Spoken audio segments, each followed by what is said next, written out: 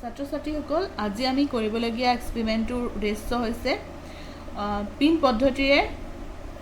কাঁচৰ খণ্ড এটাৰ উপাদানৰ প্ৰতিহৰণাংক নিৰ্ণয় কৰিব লাগে। Aim of the experiment to determine the refractive index of a material of a glass slab by pin method.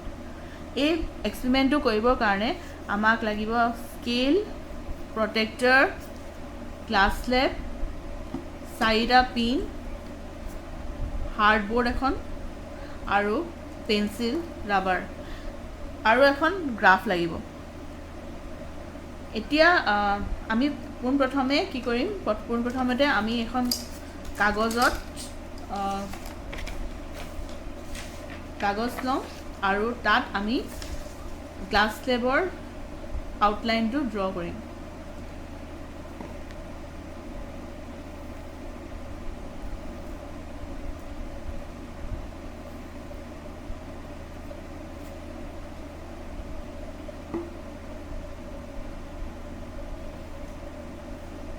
এই ধৰণে আমি গ্লাছ স্লেবৰ আউটলাইনটো ড্ৰ কৰিলোঁ। স্কেলেদি আউটলাইনটো অলপ এইটো তোমালোকৰ আউটলাইনটো। এতিয়া গ্লাছ স্লেবৰ তোমালোকে মিড পইণ্টটো ল'বা। ইয়াত তোমালোকে ল'লা ইয়াৰ মিডল পইণ্টত এডাল নৰ্মেল ড্ৰ কৰিব লাগিব। আমি নৰ্মেল মানে পাৰ্পেণ্ডিকুলাৰ এডাল ড্ৰ কৰিবা।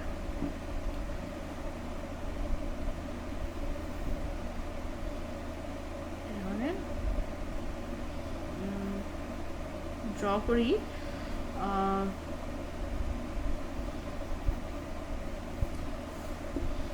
এতিয়া তোমালোকে কি কৰিবা,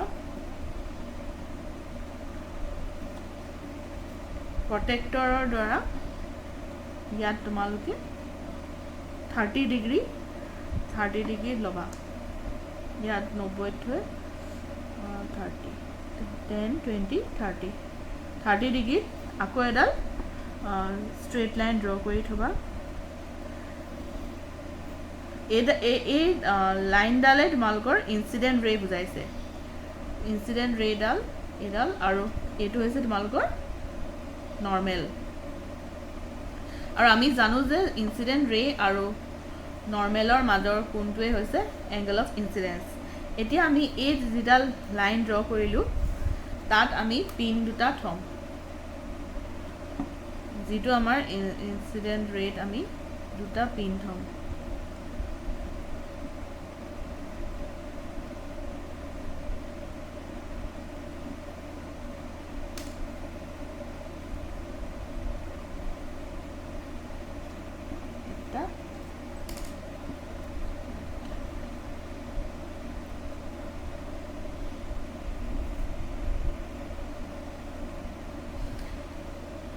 এতিয়া আমি গ্লাছ স্লেবটো ইয়াত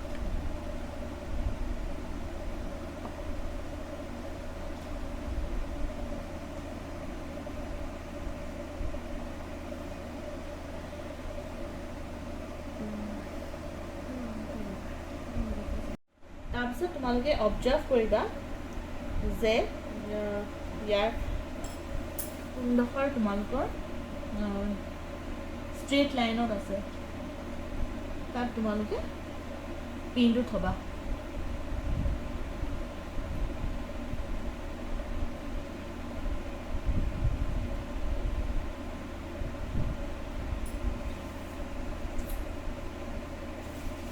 এতিয়া পিনটোৰ পৰা তোমালোকে জইন কৰিবা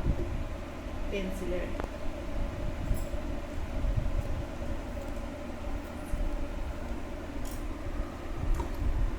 পেন্সিলেৰ পিন দুটা জইন কৰি দিবা।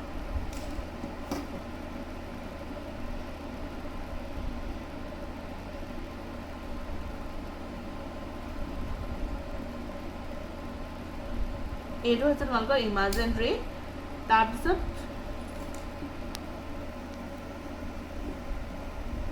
এই দুটা পইণ্ট হ'ব তোমালোকৰ। এই যে এংগলটো হ'ল এইফালৰ পৰা ইয়ালৈ তোমালোকে এতিয়া গম পালা যে এতিয়া লাইটটো যেতিয়া লাইট তাৰমানে লাইট ৰেটো বেণ্ড হৈছে এইখিনিত। সো বেন হৈছে যিখিনি এই এংগলটো হ'ব তোমালোকৰ এংগল অফ ৰিফ্ৰেকশ্যন ইয়াক আমি আৰে বুজাওঁ স্মল আৰ আৰু এইখিনি হৈছে এংগল অফ ইনচিডেঞ্চ ইয়াত এংগল অফ ইনচিডেঞ্চ আমি লৈছিলোঁ 30 ডিগ্ৰী এতিয়া ইটো চাইডেও আমি ঠিক তেনেকৈ ইফালেও আমি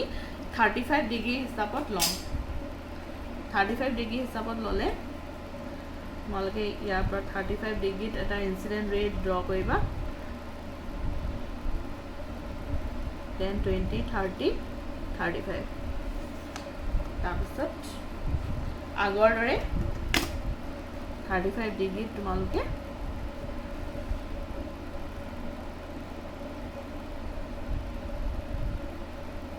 জয়েন কৰি দিবা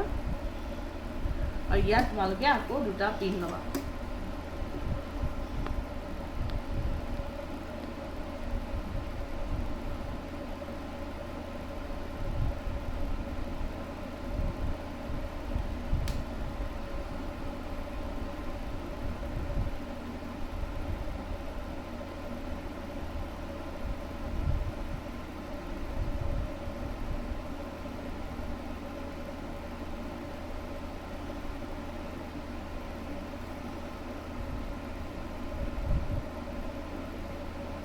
গাছ চেপটো ইয়াত থবা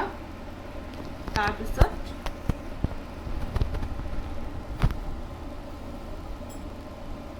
গাছ চেপটো থৈ এইফালেদি অবজাৰ্ভ কৰিবা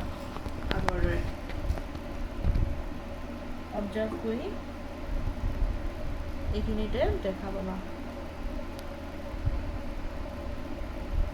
যে এডাল এইফালেদি যেতিয়া চাবা তেতিয়া তোমালোকে এডাল ষ্ট্ৰেইট লাইনত থকা দেখা পাবা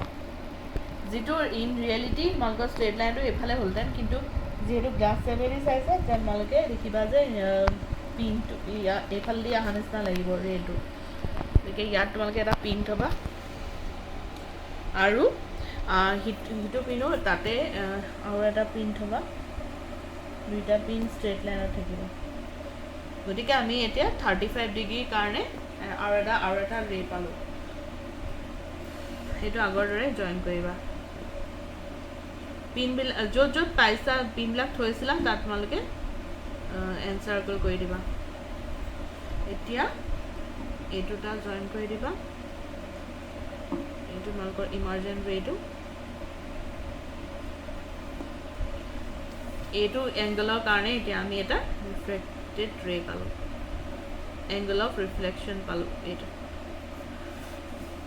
হৈছে এংগল অফ ৰিফ্ৰেকশ্যন ইয়াৰ কাৰণে 35 ডিগ্ৰীৰ কাৰণে এংগল অফ ৰিফ্ৰেকশ্যনটো এইটো হৈছে আৰ এইটো 35 ডিগ্ৰী তেনেকৈ তোমালোকে মই এতিয়া দুটা কৰিলোঁ তাৰপিছতে প্ৰায় 4টামান ৰিডিং ল'ব লাগিব 4টা 5টা ৰিডিং ল'বা গতিকে ইয়াত জানিবলগীয়াখিনি হৈছে যে এইটো হৈছে এংগল অফ ইনচিডেঞ্চ আৰু এইটো হৈছে এংগল অফ ৰিফ্লেকশ্যন ইহঁতৰ আমি সাইন আই আৰু সাইন আৰখিনি ল'ব লাগিব সাইন আইৰ ভেলু আৰু সাইন আৰৰ ভেলু আৰু sine i by sine r হৈছে ৰিফ্ৰেক্টিভ ইণ্ডেক্স বা প্ৰতিহৰণাংক গতিকে প্ৰতিহৰণাংকৰ মানটো আমি গ্লাছ টেপৰ বিষয়ে জানো যে গ্লাছ টেপৰ প্ৰতিহৰণাংক হৈছে 1.5 গতিকে আমাৰ উদ্দেশ্যটো হৈছে যে আমি গ্লাছ টেপৰ প্ৰতিহৰণাংকটো 1.5 উলিওৱা গতিকে ইয়াৰ পিছত আমি এই কেইবাটাও ৰশ্মি আমি কৰিব লাগিব কেইবাটাও এইফালে আৰু কেইটামান এংগল 5 বা 10কে বহাই লৈ 5 ডিগ্ৰীকৈ বহাই আমি আৰু কেইটামান ৰশ্মি অংকন কৰিম আৰু সেইদৰে চাই পিনি পিন বহুৱাই চাই আমি পাম আমি এনেকুৱা ধৰণৰ এটা ছবি পাম এই ছবি এইটো আমাৰ এইটো পাম গতিকে ইয়াত আমি লৈ পিনি আমি পিন মেথডত কৰি পালোঁ এইখিনি আমাৰ ইয়াৰ ছবিটো গতিকে এই এতিয়া সাইন আই আৰু সাইন আৰ যিখিনি মান পালোঁ সেইখিনি আমি এখন টেবুলত বনাম টেবুল বনাব লাগিব তোমালোকে অবজাৰভেশ্যন টেবুল ইয়াত তোমালোকে এংগল অফ ইনচিডেঞ্চ কিমান লৈছিলা আৰু এংগল অফ ৰিফ্ৰেকশ্যন কিমান পালা লিখিব লাগিব তেনেকৈ কেইবাটাও ৰিডিং ল'বা 6টামান ৰিডিং ল'বা তাৰপিছত তোমালোকে সাইন আই আৰু সাইন আৰৰ ভেলু ল'ব লাগিব ইয়াৰ ইহঁতৰ সাইন 30 ডিগ্ৰী 0.5 সাইন 20 ডিগ্ৰী 0.34 এই ধৰণে এখন টেবল বনাবা তো বনাই পিনি তোমালোকে এইখিনি এই ডাটাখিনি গ্ৰাফত প্লট কৰিব লাগিব আৰু এই গ্ৰাফটো হৈছে এইটো এইফালে আমি সাইন আই ভেলুখিনি লৈছোঁ আৰু এইফালে সাইন আৰৰখিনি লৈছোঁ তাৰপিছত স্কেলটো হৈছে তোমাৰ 10 division along x axis equal to 0.1 unit 10 division along y axis equal to 0.1 unit এইটো তোমালোকে নিজৰ মতে ল'ব পাৰিবা মই ইয়াত স্কেলটো এনেকৈ লৈছোঁ তাৰপিছত তোমালোকে ইয়াত বহাই যাবা প্লট কৰিবা প্লট কৰি তোমালোকে সাইন আই ভেলুখিনি এইফালে লিখিবা আৰু সাইন আৰৰখিনি এইফালে প্লট কৰিবা প্লট কৰাৰ পিছত তোমালোকে পাবা এডাল ষ্ট্ৰেইট লাইন পাবা ডাটাখিনি প্লট কৰাৰ পিছত মই 3টা পইণ্টত প্লট কৰিছোঁ তাৰপিছত তোমালোকে 0.4ত ইয়াত এটা ক'ত ষ্টপটোতে ল'বা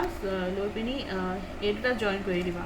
0.4ত জইন কৰিলে ইয়াত কিমান মান পাইছা সেইটো চাব লাগিব তাৰপৰা এইফালেও এইটো জইন কৰি দিবা 0.4ৰ পৰা তেতিয়া আমি পালোঁ 0.27ত ইয়াত কাটাকাটি কৰিছে গতিকে এক্স এক্সিছত ক'ত কাটিছে 0.y কাটিছে y এক্সিছত চ' তোমালোকৰ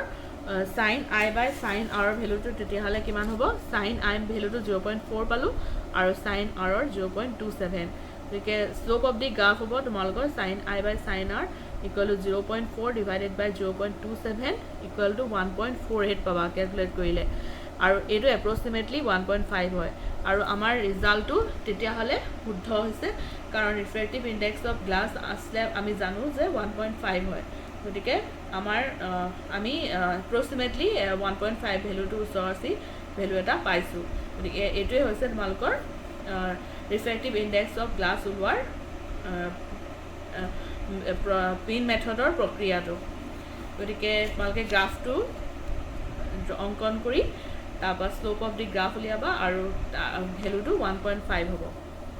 বা 1.5ৰ ওচৰা ওচৰি হ'ব এপ্ৰক্সিমেটলি এইটো হৈছে এক্সপেৰিমেণ্টটো